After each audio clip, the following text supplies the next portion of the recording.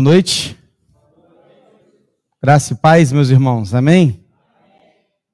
Bom poder te encontrar aqui nessa quarta-feira e juntos já poder ter adorado o Senhor com as canções, louvores e agora também com a palavra dele que será lida e explicada aos nossos corações. Eu convido você a nos próximos minutos, bons minutos, você possa se preparar para aquilo que Deus tem a falar à sua vida.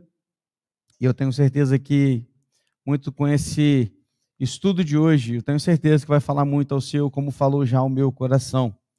Eu o convido para se desprender de qualquer coisa, de tirar qualquer foco de situações externas, mas que você esteja focado agora apenas em ouvir a palavra de Deus. Amém? Bom, vamos lá, vamos conversar um pouquinho hoje. Quero convidar você a abrir a sua Bíblia. 2 Reis, capítulo 6, vamos começar no versículo 8. Hoje falaremos sobre quem comanda as batalhas. Porque hoje o tema do estudo é a batalha é do Senhor. Amém, irmãos? A batalha é do nosso Deus, é do Senhor. E hoje nós veremos algumas situações em que o povo se envolveu, em que Eliseu estava envolvido, e veremos como que Deus tratou e resolveu algumas questões e também corrigiu outras. Muito interessante o estudo de hoje. Vamos passar por algumas situações um tanto quanto inesperadas, podemos dizer assim, com relação ao que a gente lê na palavra. Talvez você que não está acostumado a ler o Antigo Testamento, você não tenha passado por textos tão interessantes como esse de hoje, onde a gente vai poder ver como que Deus age através de pequenas coisas. A gente viu nos últimos estudos o processo de milagres na vida de Naamã. Vimos também a questão de Geazi, o servo de Eliseu, que se corrompeu e por isso recebeu a lepra. E vimos na última semana que ele saiu da presença de Eliseu leproso, enquanto que Naamã entrou leproso e saiu puro, Geazi entrou puro e saiu leproso. Tudo isso de acordo com o coração deles. E vimos também aquele momento em que Eliseu, no meio dos seus discípulos ali, os profetas, alunos de profetas, onde eles estavam ali passando, um machado nas árvores, o machado caiu na água, afundou e ele fez flutuar o machado, que era emprestado e era necessário devolver aquele machado. Foram os últimos estudos, aprendizados que a gente teve na última semana. E hoje a gente vai ver como que Deus livrou o povo de algumas situações e como que Deus usava a vida de Eliseu com relação às batalhas que eles enfrentavam. Capítulo 6, versículos de 8 a 14. Leia assim a palavra de Deus comigo. O rei da Síria estava em guerra contra Israel e em conselho com seus oficiais disse: em tal e tal lugar estará o meu acampamento. Mas o homem de Deus mandou dizer ao rei de Israel: evite passar por tal lugar, porque os sírios estão descendo para ali. O rei de Israel enviou tropas ao lugar de que o homem de Deus lhe havia falado, de que o tinha avisado, e assim se salvou mais do que uma ou duas vezes. O rei da Síria ficou angustiado com este incidente.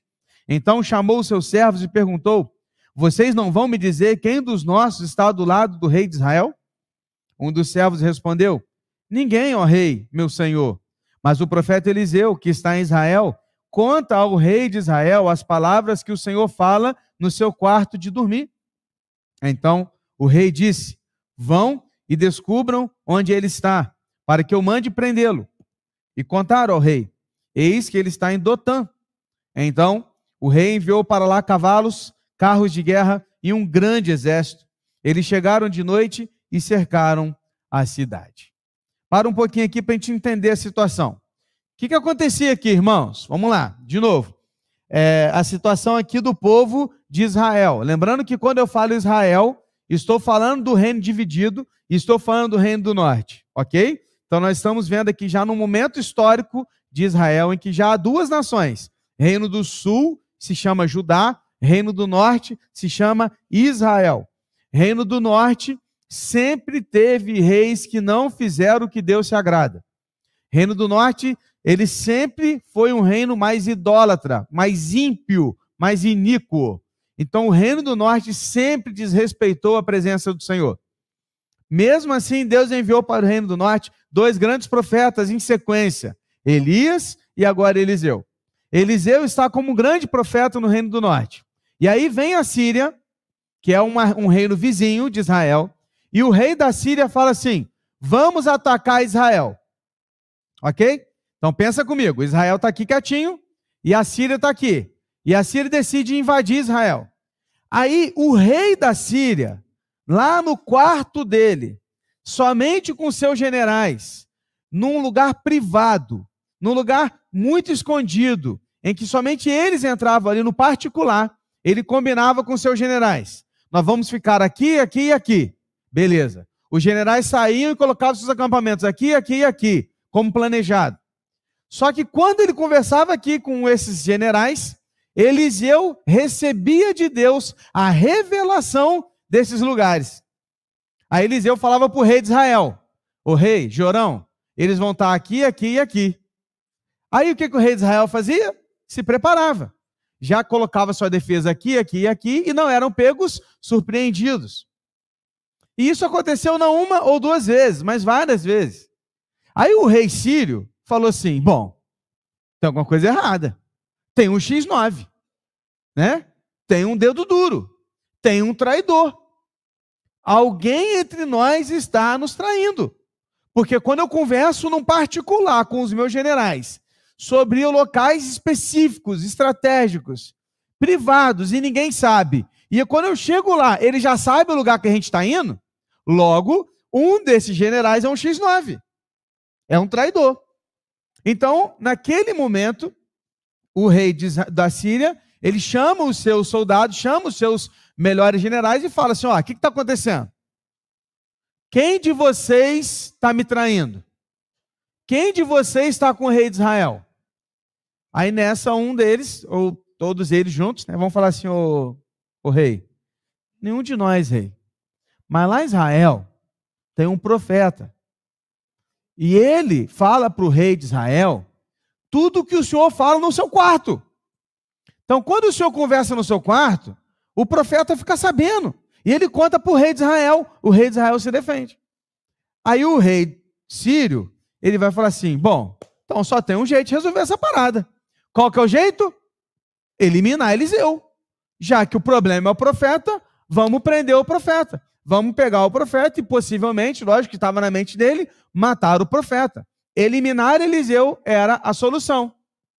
Só que eu fiquei pensando comigo, não sei se você pensou nisso agora também. Agora pensa comigo. É uma questão um pouco lógica. Pensa. Bom, se Deus já está falando para Eliseu os locais onde os exércitos vão ficar, será que o rei da Síria não pensou assim: claro que também vai falar para ele que eu quero pegar ele? Porque se ele está revelando essas coisas, como não revelará que eu estou armando uma situação para pegar o profeta? Ele não pensou nisso. Ele não imaginou que isso pudesse acontecer. Sabe por quê? Porque incrédulos estão cegos. Sabe por que o rei não pensou nisso? Porque incrédulos não compreendem o agir de Deus. Incrédulos não compreendem o agir da palavra. Incrédulos estão cegos e eles não conseguem ver, porque para ver eles precisam crer. E eles não têm a fé que os servos de Deus têm.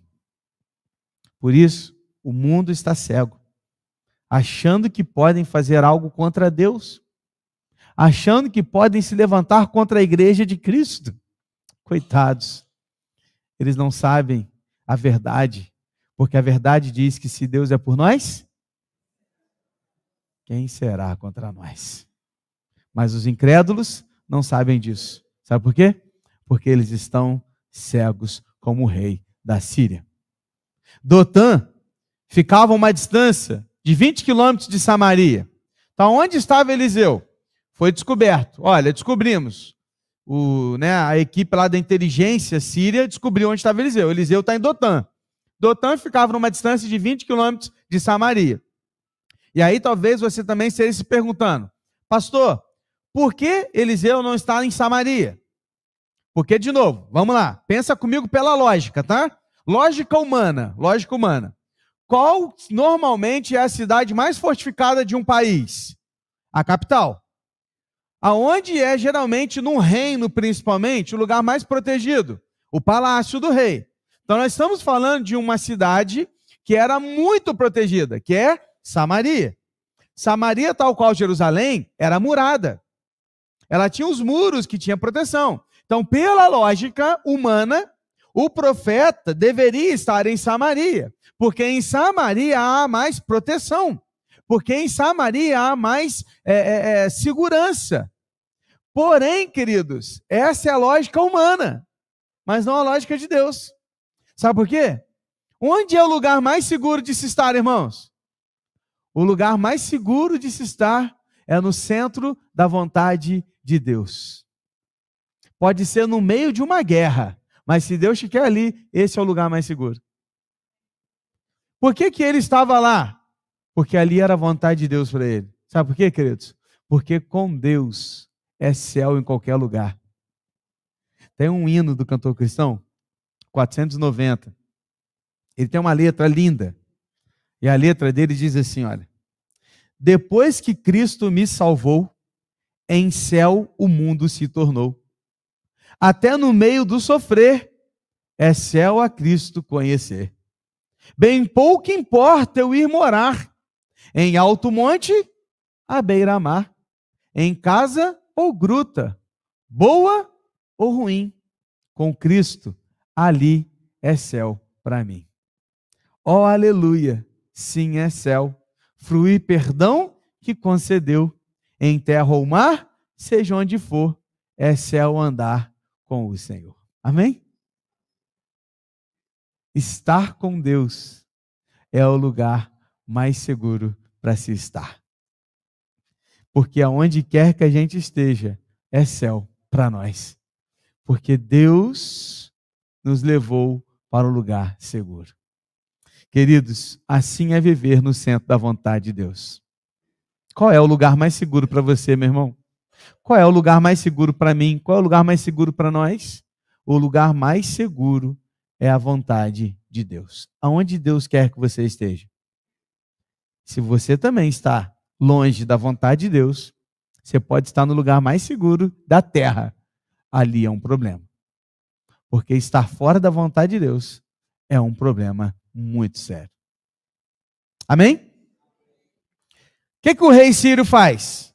O rei Ciro monta uma tropa considerável, manda essa tropa ir até a Dotã, que é uma cidade frágil, uma cidade tranquila, que não vai enfrentar nenhuma dificuldade para invadir aquela cidade, uma cidade sem muros, então é fácil de entrar. O rei da Síria manda uma tropa com carros, cavalos e soldados para lá e fala: tragam-me Eliseu. Será que agora Eliseu terá como fugir dessa investida? Será que Eliseu conseguirá fugir dessas tropas? Vem comigo, irmãos. Versículo 15 a 17. O servo do Senhor, o servo do homem de Deus, levantou-se bem cedo e ao sair, eis que tropas, cavalos e carros de guerra haviam cercado a cidade. Então o moço disse a Eliseu: ai, meu senhor, que faremos? E ele respondeu: não tenha medo, porque são mais os que estão conosco do que os que estão com eles.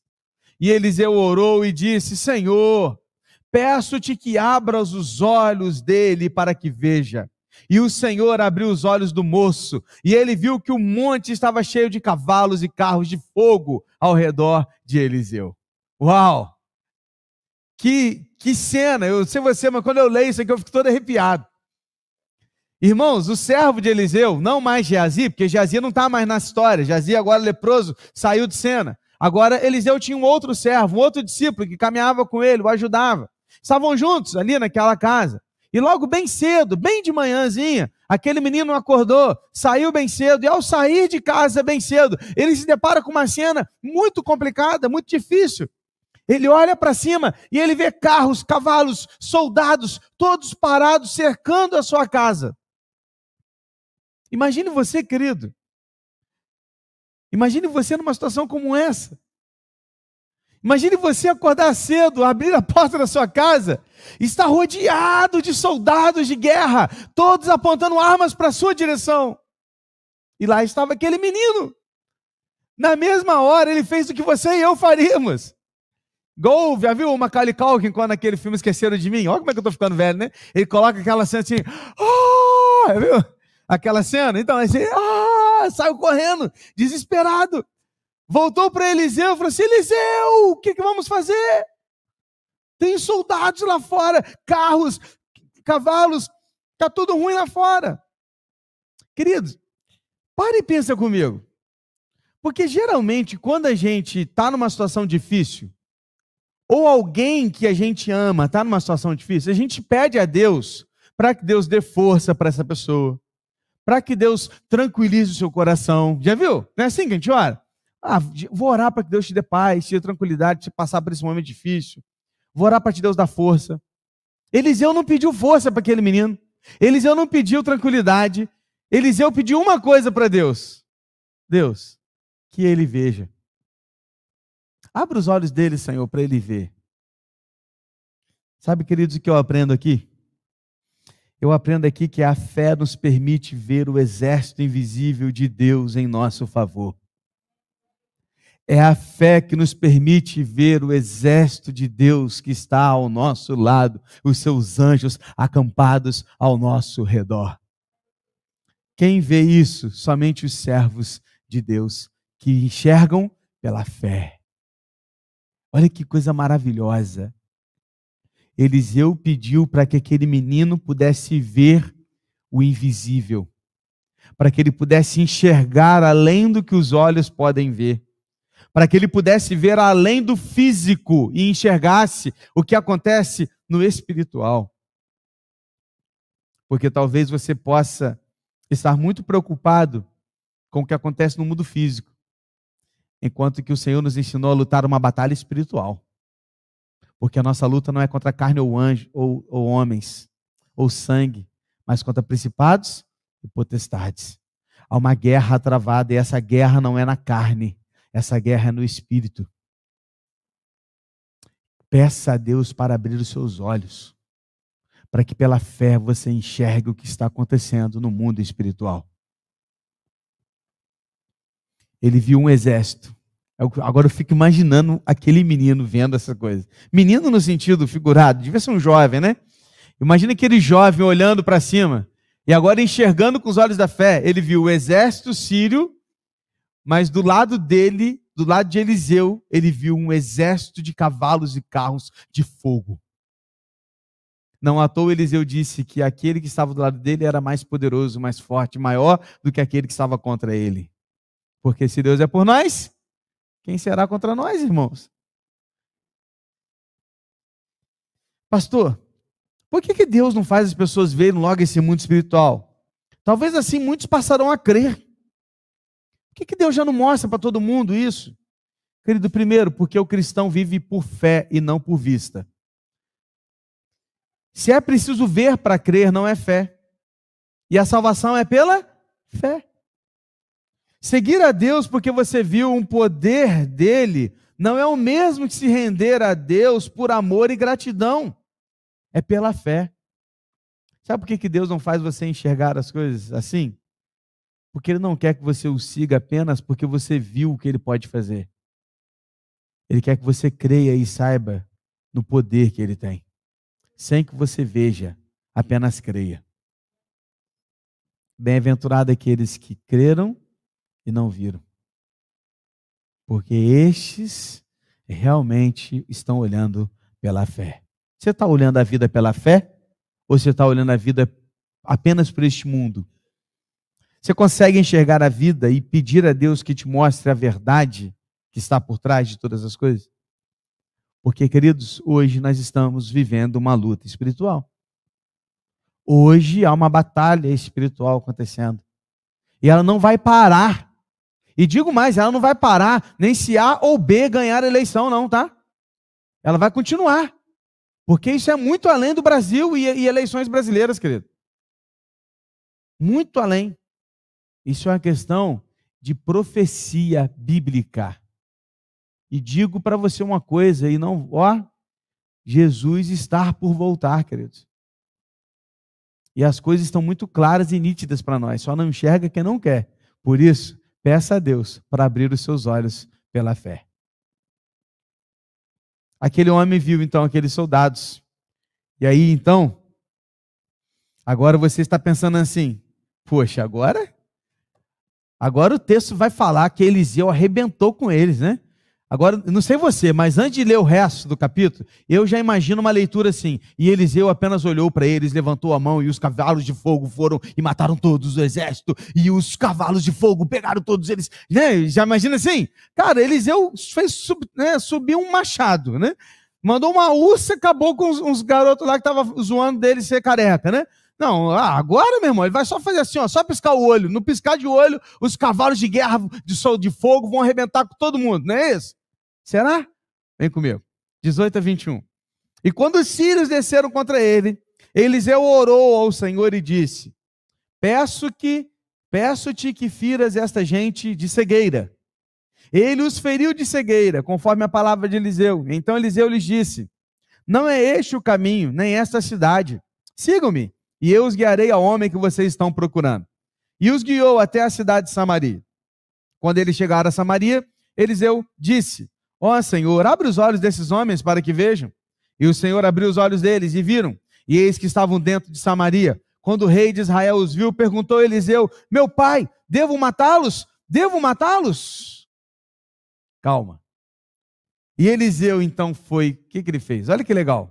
Eliseu ora a Deus, perceba que nada do que Eliseu faz é sem a vontade de Deus e sem o pedido a Deus. Tudo é oração. Ele orou a Deus para que abrisse os olhos do seu servo e os olhos foram abertos. Agora ele pede o contrário. Agora o que ele pede? Senhor, faça os soldados ficarem cegos. Ele pede isso.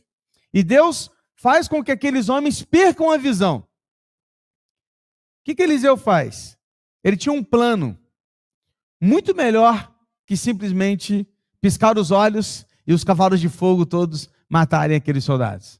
E o plano era o seguinte: aqueles homens ficaram cegos, e agora você tem que imaginar o seguinte, querido, não é ficou cego de não enxergar nada, tá? Não é ficar cego de não enxergar nada, é o cego que não estava conseguindo entender a situação e identificar o que estava acontecendo. É o cego igual o irmão André, das portas abertas, que carregava a Bíblia no fusquinha dele, e quando ele parava na fronteira, os soldados matavam todo mundo que contrabandeava Bíblias. Ele orava ao Senhor, e eles abriam o porta-malas do Fusca e viam alface. Eles estavam cegos, certo? É nesse sentido que você tem que pensar em cegueira. Não o sentido de ficar tudo escuro e não conseguir andar. Não. Tanto é que eles andaram 20 quilômetros com Eliseu até Samaria. O que Eliseu falou? Eles ficaram cegos, nesse sentido, de não conseguir entender o que estava acontecendo, uma névoa na frente deles. E ele disse assim: olha, vocês estão procurando o homem que vocês procuram? Não está aqui não. Vem cá que eu vou levar vocês até ele. E aí ele então guia os soldados 20 quilômetros até Samaria.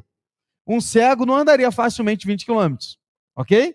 Mas o cego, no sentido de não enxergar bem as coisas, não entender o que estava acontecendo, sim. Então eles foram até Samaria. Eu fico imaginando a cena. Eu fico imaginando Eliseu chegando em Samaria, os muros e o portão lá, e os soldados olhando de cima do muro, falando assim: é Eliseu, e ele está vindo com um soldado do Sírio atrás, com carros e cavalos. Mas está todo mundo em paz. Aí para Eliseu na porta da cidade, imagina. Eu falei assim: abre aí que a gente está indo lá conversar com o rei. Aí os soldados veem aquela cena, abrem os portões da cidade, entra Eliseu com aquele monte de soldado sírio atrás, com carros e cavalos, vão até a porta do palácio, chegam diante do rei Jorão, e diante do rei Jorão, o rei fica desesperado quando ele vê aquela cena, e ele chama Eliseu de meu pai.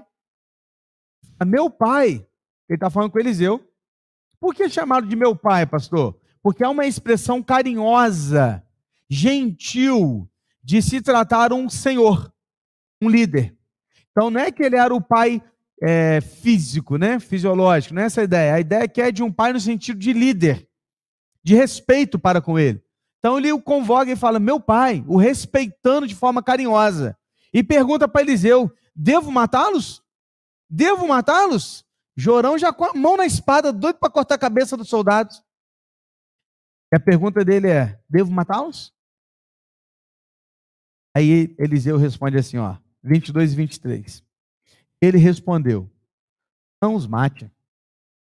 Se mataria aqueles que fizesse prisioneiros com a sua espada e o seu arco?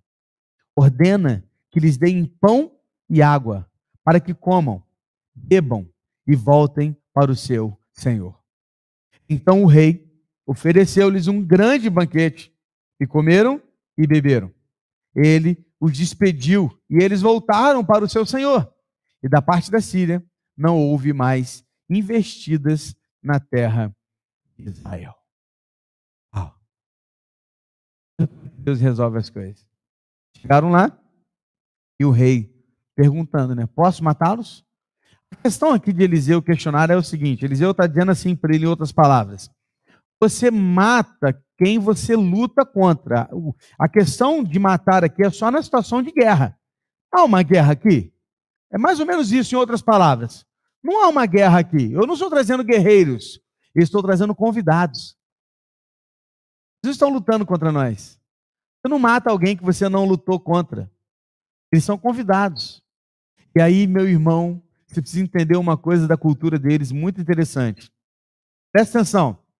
A cultura lá oriental, principalmente desse tempo, desse período, um anfitrião, ele era obrigado, ele tinha responsabilidade de dar alimento e segurança à sua visita. Era obrigado. Ou seja, se alguém naquele tempo recebesse visita em casa, a visita na casa dele, enquanto estivesse ali, ele devia ser protegido por ele. Se precisar lutar contra um vizinho para proteger o visitante, ele tinha que lutar.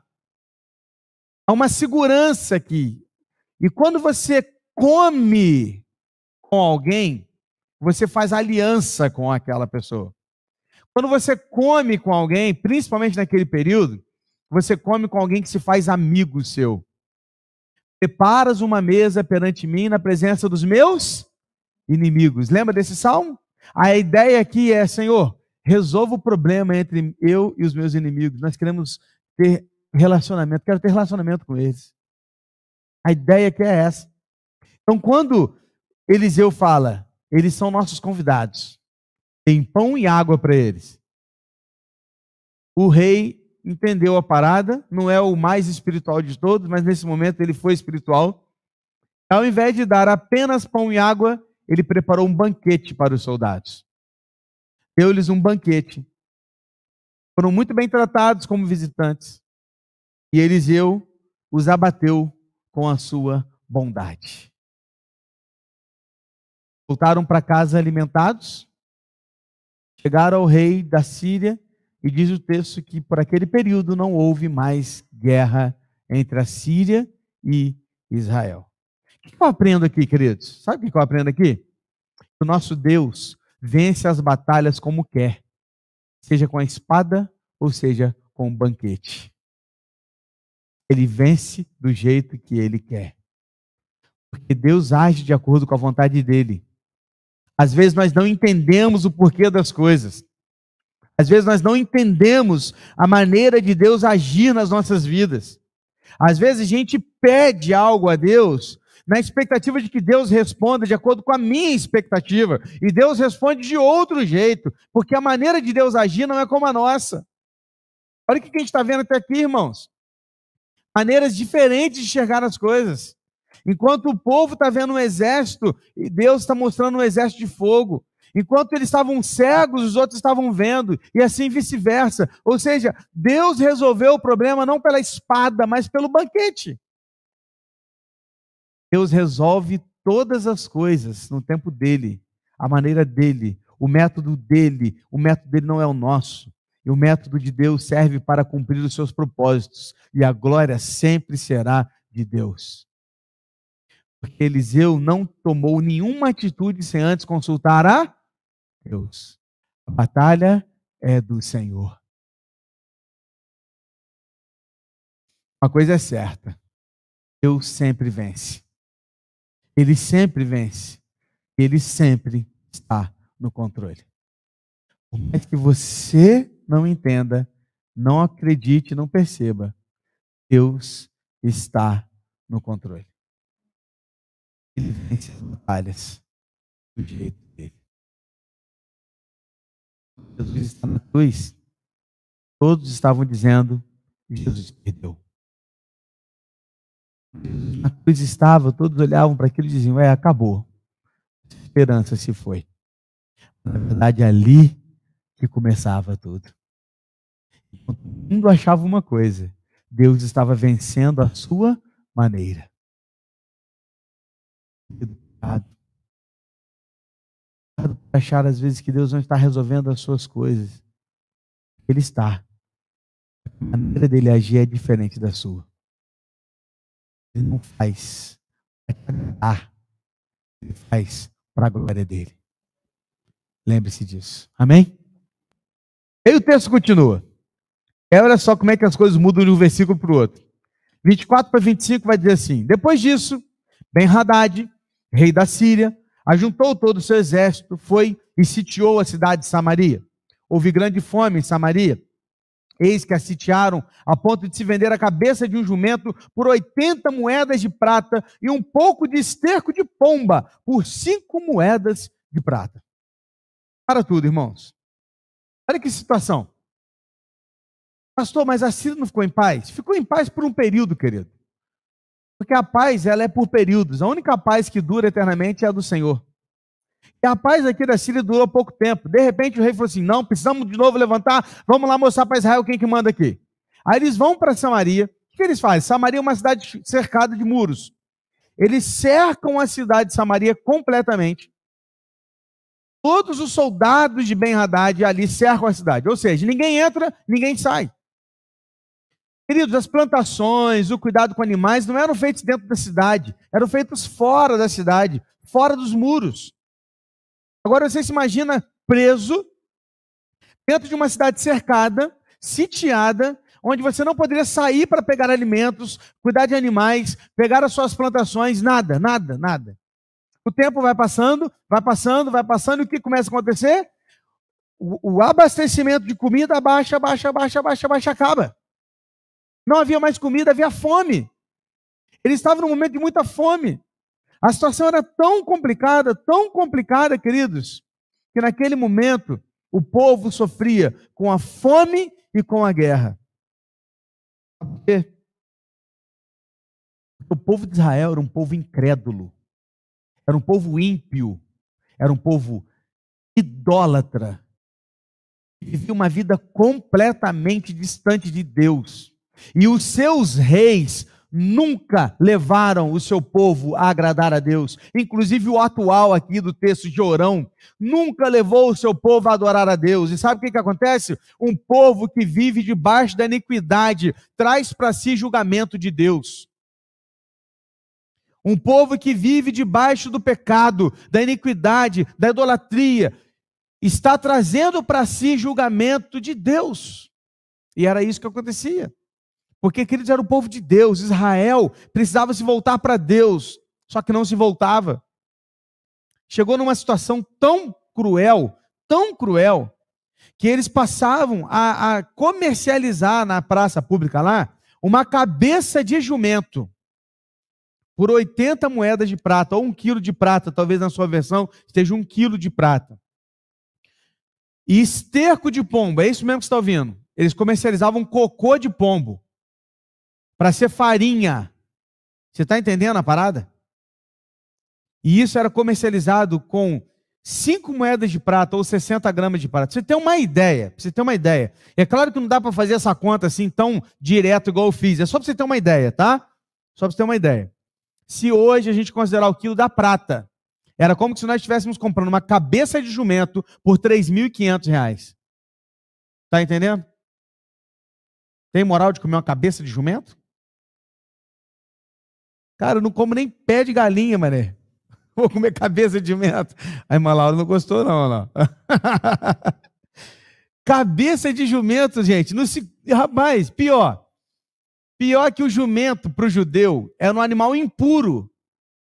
não se comiam, mas era fome. Na fome, eles comercializavam cabeça de jumento com esterco de pombo para ser alimento da sua família. Sabe o que é isso, querido? Isso aqui é resultado de uma vida de pecado, de uma vida de iniquidade distante de Deus. Pessoas buscando seus próprios interesses, se achando donos de si mesmos. Hoje em dia, tem muita gente comendo porcaria, achando que está comendo banquete. Tem muita gente aí na vida, achando que estão arrasando na vida. Estão comendo jumento e cocô de pombo, achando que estão comendo filé mignon e caviar. Só que estão completamente enganados, cegos. Cegos.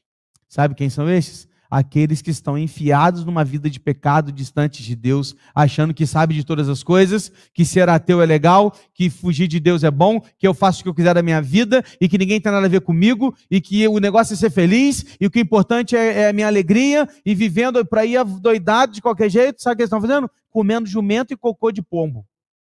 É isso que eles estão fazendo. Achando que estão comendo filé mignon e caviar. É o resultado de uma vida distante de Deus. Agora eu te pergunto, querido, há alguma coisa pior que comer cabeça de jumento e cocô de pombo? Você acha que poderia piorar a situação? Olha comigo. Capítulo 6, 26 a 30. Olha só, hein? Olha isso. Quando o rei de Israel vinha passando, andando sobre a muralha, uma mulher gritou: ajude-me, ó rei, meu senhor. E ele respondeu: se o Senhor Deus não ajudar você, com que poderei eu ajudá-la? Com a eira ou com o lagar? E o rei acrescentou: qual é o seu problema? E ela respondeu, veja isso, hein? Esta mulher me disse: dê o seu filho para que hoje o comamos, e amanhã comeremos o meu. Assim cozinhamos o meu filho e comemos. Mas no outro dia, quando eu disse a ela: dê o seu filho para que comamos, ela o escondeu. Ao ouvir as palavras da mulher, o rei rasgou as suas roupas. Como ele estava andando sobre a muralha, o povo olhou e viu que por debaixo, sobre a pele, o rei estava usando pano de saco. Pode ter algo pior que comer cabeça de jumento e cocô de pombo? Pode. Comer o seu próprio filho. Misericórdia. O rei estava andando pela muralha e uma dessas mulheres gritou a ele. É interessante que o rei, de cara, ele coloca a culpa em Deus. Você percebeu? Ele já responde assim, olha, se Deus não está dando comida para a gente, o que eu posso fazer? Se Deus não está dando alimento, Deus não está enchendo o nosso lagar, se Deus não está enchendo a nossa eira, ou seja, não está nos dando plantações e não está nos dando bebida, quem sou eu para te dar alguma coisa? Olha que interessante, querido, o rei, ao invés de ele virar e se arrepender e colocar assim, Senhor, tem misericórdia do meu povo. Não, ele fala, Senhor, a culpa é sua. A culpa é do Senhor, está desse jeito. Mas aquela mãe não queria comida e bebida. Aquela mãe queria justiça. Porque num dia anterior eles comeram seu filho. E no outro dia o combinado era comer o filho da outra mulher. Mas a outra mulher correu e escondeu o filho dela para que eles não tivessem feito essa maldade. Misericórdia, irmãos, que situação. Diante daquela situação, o rei ficou estarrecido, rasgou as suas vestes em público. Mas sabe o que é interessante? O rasgar as vestes aqui não é de arrependimento e tristeza, não. É de raiva e de ira contra Deus e contra Eliseu. Sabe o que mostra aqui o texto? Que ele estava usando roupa de saco por baixo da roupa. Sabe o que é isso, irmão? Usar roupa de saco era humilhação. Era reconhecer-se humilde. reconhecer-se para baixo, mal na situação, e por causa daquilo, por causa daquela roupa, ele se considerava o pior. Só que, na verdade, essa roupa de saco era só aparência. Era só aparência, porque no coração do rei não era isso que acontecia, irmãos. Só que o rei estava jogando para a plateia, o rei estava jogando para o povo. O rei queria que o povo o visse daquela maneira, para que o povo estivesse achando que ele estava preocupado com o povo, mas não estava nada, irmãos. Mentindo ao povo. Sabe por quê? Olha o que faz o versículo 31. Então o rei disse: que Deus me castigue se até o final do dia Eliseu, filho de Safate, ainda estiver com a cabeça sobre os ombros. Olha isso. Quando você pensa assim, agora ele vai se arrepender, né? Ele vira e dá a mesma ameaça que a sua mãe tinha feito antes. Quem é a mãe de Jorão? Isso mesmo, Jezabel. Lembra de Jezabel? O que Jezabel falou uma vez, lembra? Você vai ver se amanhã você não vai estar sem cabeça. Mesma coisa. Olha o filho. Que Deus me castigue se até amanhã Eliseu não tiver sem a cabeça, que eu vou acabar com ele. A culpa é de Eliseu. A culpa é de Deus. Sabe o que eu aprendo aqui, queridos? Que vida com Deus não se trata de aparência, mas sim do coração. De que adiantava usar saco de pano, ou pano de saco, se o coração ainda era orgulhoso, egoísta, idólatra, ímpio e incrédulo. De que adianta rasgar as vestes, se o que estava no coração não era tristeza e arrependimento, mas era raiva e ira do Senhor. De que adianta se colocar diante do povo como estarrecido, se a culpa estava sendo colocada a Deus e não a ele mesmo. Jorão rasgou as vestes, mas nunca rasgou o coração. Seu coração mostrava algo contrário ao que Deus queria. E Deus vê o coração.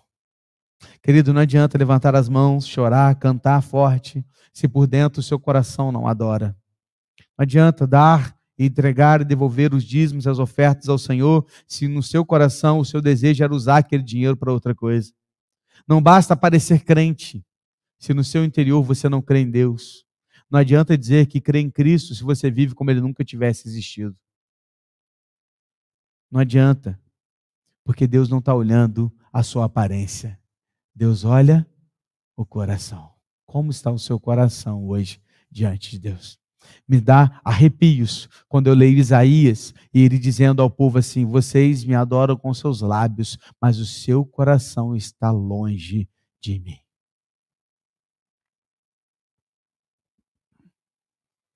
Não é sobre a aparência, é sobre o coração. Onde está o seu coração hoje? Onde está o seu coração hoje? Lá vai o rei Jorão, com seu coração irado, em direção ao profeta, achando que o mataria. Vamos ver? Versículo 32 até o versículo 2 do próximo capítulo. E Eliseu estava sentado em sua casa, juntamente com os anciãos. E o rei enviou um homem à sua frente. Mas antes que o mensageiro chegasse, Eliseu já disse aos anciãos: vocês estão vendo como aquele filho de um assassino mandou alguém para cortar a minha cabeça? Quando o mensageiro vier, fechem a porta e empurrem-no com ela. Mas é fato que logo depois dele se ouvirá o barulho dos passos do seu senhor. Enquanto Eliseu ainda falava com eles, chegou o rei e disse: eis que este mal vem do Senhor Deus. Que mais poderia eu esperar do Senhor? Então Eliseu disse: ouçam a palavra do Senhor, assim diz o Senhor: amanhã, a estas horas mais ou menos, junto ao portão de Samaria, uma medida da melhor farinha será vendida por 1 moeda de prata, e 2 medidas de cevada serão vendidas por 1 moeda de prata. Porém, o capitão, em cujo braço o rei se apoiava, respondeu ao homem de Deus: mesmo que o Senhor Deus fizesse janelas no céu, será que isso poderia acontecer? E o profeta respondeu: eis que você verá isso com seus próprios olhos, mas não comerá disso. O rei mandou um homem para matar Eliseu. Que pretensão, né? O rei da Síria mandou um exército e não conseguiu. E ele mandou um homem. Mandou um homem, o homem estava chegando, Eliseu estava trocando uma ideia com os anciãos. E ele falou, Deus revelando tudo a Eliseu, já fala com os anciãos: ó, está chegando aí um homem, foi mandado pelo rei para me matar, cortar minha cabeça fora. Vamos fazer o seguinte, segure as portas aqui para que ele não entre, até que o rei chegue, porque o rei está vindo atrás dele. Aí eles fecharam as portas, seguraram as portas para que o homem não entrasse, sozinho não ia conseguir fazer a força contra todos os homens que estavam dentro da casa, até que chega o rei. Quando o rei chega, ele vê aquela situação do mensageiro dele do lado de fora preso. Aí naquela situação, o que ele fala? Ele grita bem alto para Eliseu assim, ó: eis que este mal vem do Senhor Deus. Que mais poderia eu esperar do Senhor? Pém. Resposta errada. Como assim? Cara, o rei tem a oportunidade de chegar diante do profeta e falar: estou arrependido. A culpa é minha. O meu povo está sofrendo por causa de mim. Senhor, me perdoa. Aí o que ele chega? A culpa é do Senhor. A culpa é dele de não mandar comida para o meu povo. Jorão queria uma resposta imediata. Jorão queria que as coisas fossem resolvidas de imediato. Só que o método de Deus não é o método do homem. E sempre quando o homem quer alguma coisa na hora, Deus faz ele esperar. Agora que você quer? Então a resposta para você é a seguinte: amanhã, mais ou menos nessa hora, amanhã, tá? Não estará vendido cabeça de jumento a 1 quilo de prata, não. Vai ser vendido lá no portão de Samaria 1 quilo de trigo por 1 moeda de prata. Nós vamos vender lá agora, é dessa forma. Sabe o que vai acontecer? Queridos, eles estavam comprando cocô de pombo com 3 moedas. Agora eles vão poder comprar trigo de verdade com 1 moeda. Sabe o que é isso? É Deus restituindo ao povo a comida. Ele está dizendo para ele o seguinte: ó, amanhã o povo vai poder comer bem novamente. Aí sabe o que o capitão faz? O capitão que está com ele, o capitão está junto com o rei. Aí o capitão zomba de Deus. Porque o que ele fala aqui, o texto na NAA está dizendo assim, olha, o texto que eu li, né? Porém o capitão em cujo braço, já no capítulo 7, porém o capitão no cujo braço o rei se apoiava, respondeu ao homem de Deus: mesmo que o Senhor Deus fizesse janelas no céu, será que isso poderia acontecer? Queridos, no hebraico, isso aqui ele está zombando do dilúvio. Porque quando o dilúvio, ali a palavra do dilúvio, quando janelas com portas do céu seriam abertas e cairiam chuva, é o mesmo termo, é a mesma expressão que ele está usando. Ele está dizendo o seguinte: será que ao invés de Deus mandar chuva, como ele mandou no dilúvio, ele vai mandar comida? Porque é o único jeito das coisas resolverem. Não tem como isso acontecer, isso é impossível acontecer. É o que ele está dizendo. Ele está zombando do Senhor. A grande questão aqui, queridos, é que o mesmo sol que derrete o gelo endurece a argila. O que é isso, pastor? A mesma palavra que deveria fazê-lo se arrepender, o fez endurecer. Sabe o que eu estou querendo te dizer? Que para um coração humilde, que está com a terra boa, quando recebe a palavra de Deus, esse coração amolece, se derrete e se entrega ao Senhor. Mas há outro tipo de pessoa que o seu coração está petrificado. E quando essa pessoa com o coração fechado recebe a palavra de Deus, sabe o que ela faz? Ela endurece ainda mais. É o mesmo sol, é a mesma palavra, mas o mesmo sol que derrete o gelo, endurece a argila.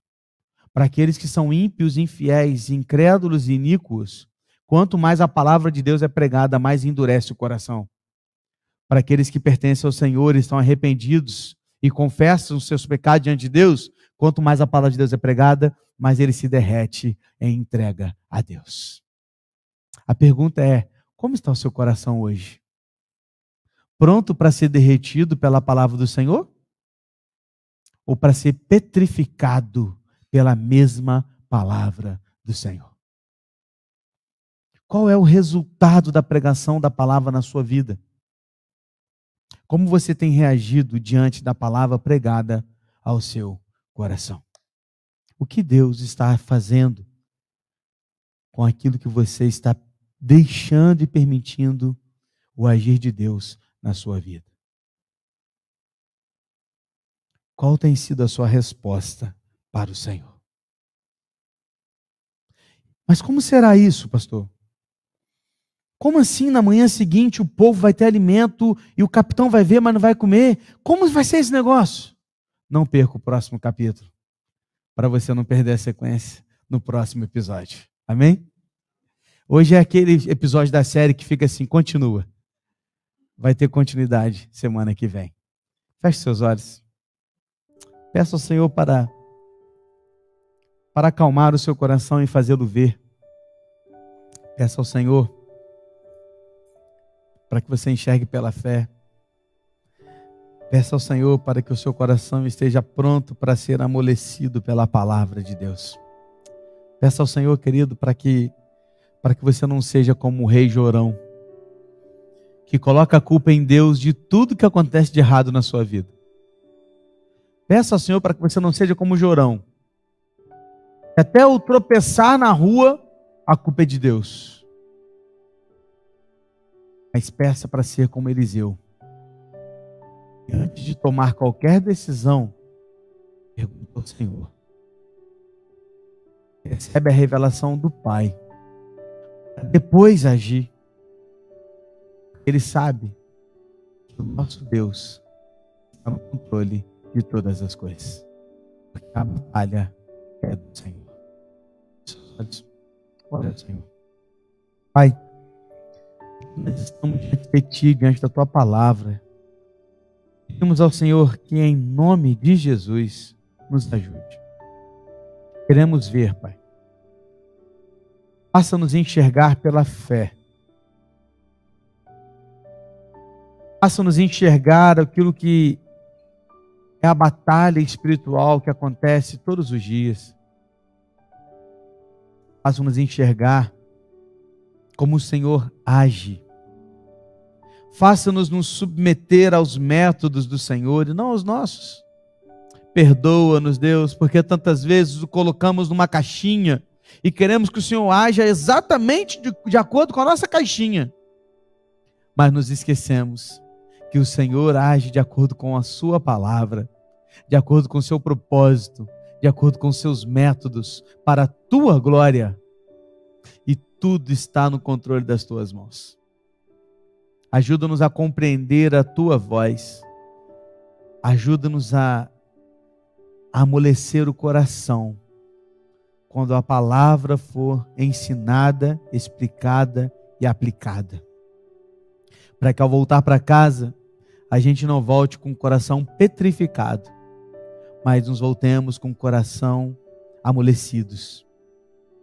Amolecido pela tua palavra, prontos para agir de acordo com a tua vontade. Não nos faça ser como Jorão, Pai. Perdoa-nos por tantas vezes culpar o Senhor dos nossos erros, por colocar a culpa no Senhor das nossas falhas, por todas as vezes que passamos e quantas vezes passamos por dificuldades, por problemas, por perdas, por situações que a gente não entendeu. E muitas vezes a gente olhou para o céu e culpou o Senhor. Perdoa-nos, Deus. Perdoa-nos porque quantas vezes agimos de forma imatura. Perdoa-nos porque tantas vezes não agimos como Eliseu, que antes de agir sempre orava ao Senhor e perguntava e pedia. E só agia de acordo com a tua palavra.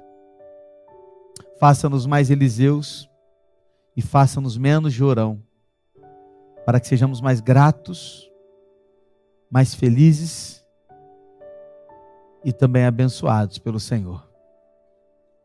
Porque é fato que assim como aquele exército de fogo acampava ao redor de Eliseu, a tua palavra nos garante que os teus anjos estão acampados ao nosso redor.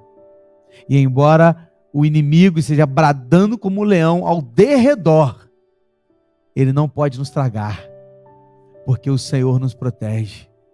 Como a irmã Dalva orou aqui mais cedo e disse: quantas vezes o Senhor nos traz livramentos dos quais nós nunca saberemos, e era muitas vezes os anjos do Senhor acampados ao nosso redor, nos protegendo, nos guardando, nos livrando para a tua glória e para o teu louvor.